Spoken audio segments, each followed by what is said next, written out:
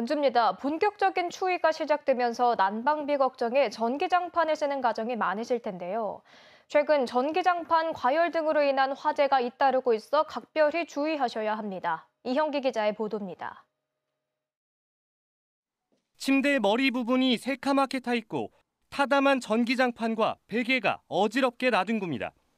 이달 1일 새벽 5시쯤 원주의 한 아파트 11층에서 불이 났습니다. 작은 방에 켜두었던 전기장판에서 불이 시작된 걸로 추정됩니다. 자던 중에 이제 퍽퍽 소리가 나서 가보니까 불길은 이미 났었고 신발장 근처에 항상 소화기를 비치해뒀었거든요. 그래서 그거로 바로. 이달 들어 경북 김천 등 전국에서 전기장판으로 인한 화재가 잇따랐습니다. 커진 난방비 부담에 전기장판 이용이 늘면서 관련 화재도 끊이지 않고 있는 겁니다. 지난해만 전국적으로 220여 건의 전기장판 화재가 이어졌습니다. 사용자 부주의가 48%로 가장 많았고 장판 열선 끊어짐 등 전기적 요인이 33%로 뒤를 이었습니다.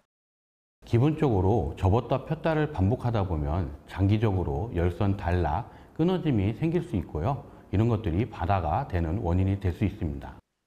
한국소비자원과 국가기술표준원은 전기장판 화재 주의보까지 내리고 장판을 쓸 때 주의하라고 당부합니다.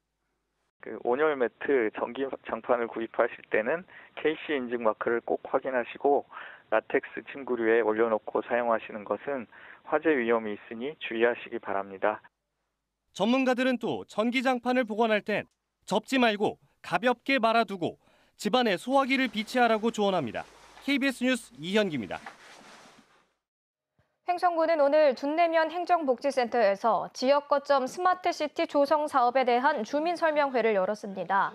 이날 행사에서는 삽교리에 조성되는 워케이션 센터의 기능과 둔내면 전역에 적용되는 전기차 충전 기반 확대 등 모빌리티 서비스에 대해 설명했습니다. 이 사업은 2025년까지 192억 원을 들여 행성의 관광과 워케이션 기반을 만드는 사업입니다.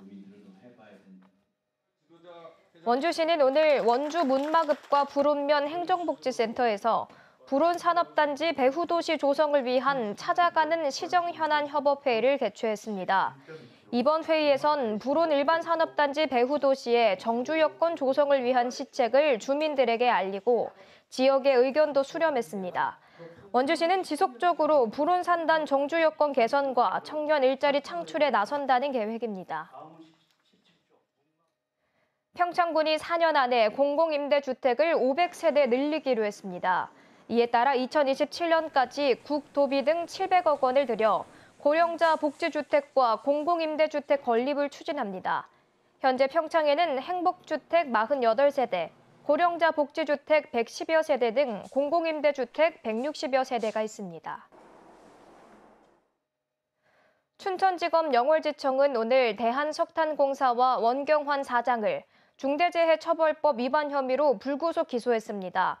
또 장성광업소 직원 2명을 광산안전법 위반, 업무상 과실치사 혐의로 각각 불구속 기소했습니다.